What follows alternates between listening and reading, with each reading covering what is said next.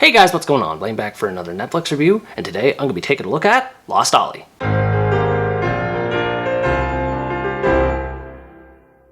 Lost Ollie is an American miniseries based on the novel Ollie's Odyssey, and tells the story of its titular protagonist Ollie, a handmade toy who becomes separated from his owner Billy and ends up in an antique store. On top of not knowing where he or Billy is, he's lost almost all of his memories and can't make sense of his situation. He doesn't stay down for long though before becoming motivated to escape the store and try to find Billy, with the help of a few fellow toys. As he travels across the land in search of Billy, he slowly regains his memories and realizes what Billy went through in his own life and what their bond meant to each other. Ever since I saw the trailer for this series, I have been eager to see it, and I can safely say it does not disappoint. It's easily one of the most emotionally moving works of art Netflix has produced in recent years, telling a moving story about friendship and grief, and bolstered by beautiful animation. Ollie was an excellent character right from the start, and a lot of this is thanks to his voice actor Jonathan Groff. He does a great job at conveying the struggles his character goes through, while also injecting a childlike sense of wonder and humor into him as well. Ollie's search for Billy is fairly straightforward in scope, but what makes it so interesting is the way he gets his memories back. Although he can only vaguely recall certain landmarks, he's able to piece things together by glancing at a gold star he carries around, which is the only clue he has of his past. The memories generate suspense over time, as well as reveal more details about Ollie's past, and I was always intrigued to see what would come next. There's a sort of drip-feeding aspect behind his memories that makes it easy for the viewer to become invested in Ollie's journey. Beyond this though, Ollie is simply just lovable. Between his goofy personality, patchwork design, and puppy dog eyes, it's hard to not get emotionally attached to him, especially once the darker side of his past is unveiled, most of which is directly attached to his owner Billy. Billy is just as sympathetic of a character as Ollie is on account of his mother's illness. Not only has he lost his favorite toy, but the gradual loss of his mother, as the audience comes to learn more about it, has a profound effect on him, and the amount of loss he experiences forces him to grow up faster than he would like, especially as his father spurs him on. Although I haven't lost a parent to a terminal illness, I found myself relating to Billy in a way I didn't quite expect. I faced the exact same pressures he faces in being told to abandon interests, to grow up, and be tougher, so it was easy for me to connect with him on a personal level. The bond between him and Ollie becomes evident through the use of flashback scenes in connection with Ollie's memories. They vary wildly between being funny and serious, and all of them did a good job at highlighting their closeness. It shows that even though Ollie is lost, they'll always be connected by the memories they shared with each other. If Ollie's bond with Billy is the heart of the series, then Billy's mother's struggle with her health is the backbone of its story. And this is where I have to give major props to Gina Rodriguez's performance. She is fantastic as a doting mother figure to Billy, and in a way to Ollie as well. She also contributed to the overall theme of loss behind the series. Between Billy's grief and Ollie's amnesia, the series examines characters having lost something or themselves, and then trying to fill in the gaps with something meaningful.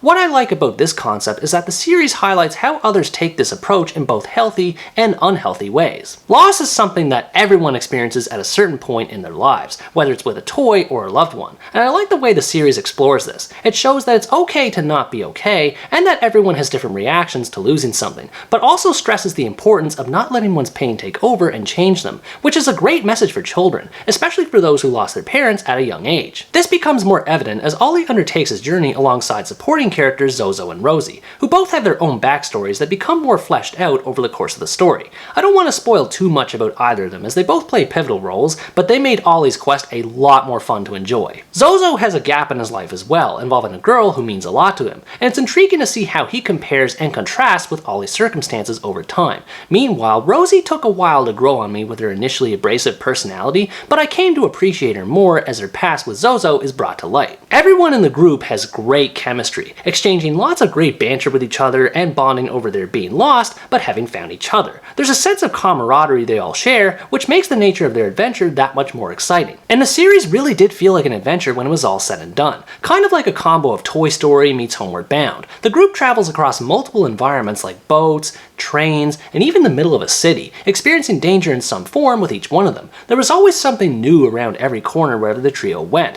which helped keep the story fresh as it moved along. There's plenty of lighthearted comedic moments the group take part in that ease the serious nature of their trek. Some of my favorite ones ones include the toys getting confused in a hospital elevator that opens both ways, and when Zozo starts belting out an Elvis Presley song to pass the time. Whatever these characters were involved with, there was never a dull moment. While this series is clearly oriented toward younger audiences and thus does feature some degree of levity, it never forgets about the weight of its story and themes. I was surprised by just how dark the story got at times, with one moment where I even said out loud to myself, "Whoa, this is PG?" It can be quite a roller coaster to say the least, though that's definitely not a bad thing. If anything, the dark tone actually makes the theme of loss more meaningful. It does not sugarcoat things and isn't afraid to get its hands dirty if it means being able to make a better impact with its presentation, and I applaud how bold it is in its approach. Something else I have to commend, and I'm amazed it's taken me this long to do so, is the quality of the animation itself. This series was produced by filmmakers involved with modern classics like Spider-Man Into the Spider-Verse and Kubo and the Two Strings, and with that kind of pedigree behind it, it's no wonder the series looks as amazing as it does. The character models of the toys are simply stunning to look at, especially Ollie, with how pretty much every hair follicle on his body is rendered to near perfection.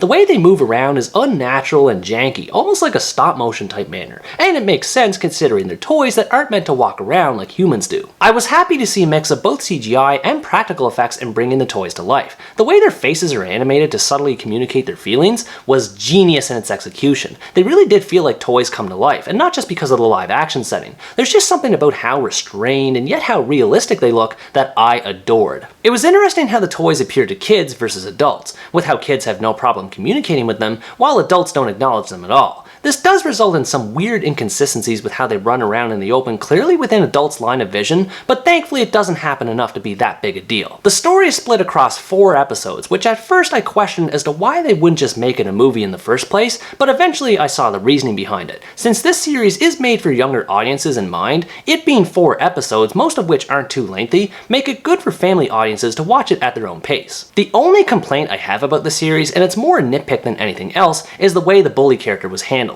He's a one-dimensional a-hole who has it out for Billy for no other reason than because that's the way he was written. And I get that he's meant to push Billy in the direction of growing up, to stop being a baby and all that, but this angle was done much better with Billy's dad, who's played amazingly by Jake Johnson, by the way. The bully's role just felt incredibly forced, and it leads to a weird confrontation with Billy that feels out of place and inappropriate when compared to the rest of the content in the series. I also thought the ending was fairly predictable, but with how well the rest of the story is told, I pretty much forgive it immediately. It ends on a sentimental note showing the impact that toys have in our lives, and it's subtle but effective in the way it does this, just like the toys did in our own lives so long ago. Overall, Lost Ollie is a phenomenal achievement for the animation genre, telling a mature story about grief and loss while remaining enjoyable for audiences of all ages. If you like animated movies and series and you want to watch something that's darker in nature while still being appropriate for children, you gotta check this one out. It cannot be missed. Its beautiful animation, captivating story, and mature themes on coping with loss and cherishing memories make it one of the must-see animation works of the year. It reminded me of some of the things and people I lost over the years and the impact they had on me, and it serves as a poignant reminder that just because you lost someone, it doesn't mean that they're gone. What did you think about this series? Did it remind you of a toy you once loved as a child, or were there some nitpicks you had about it that I didn't mention? Let me know in the comments below. Anyways guys, that's going to wrap up my review of Lost Ollie. Thanks for watching this video, I hope you enjoyed it, and as always stay tuned for the next part, where next time I review the American romantic comedy, That's Amore. Bye bye!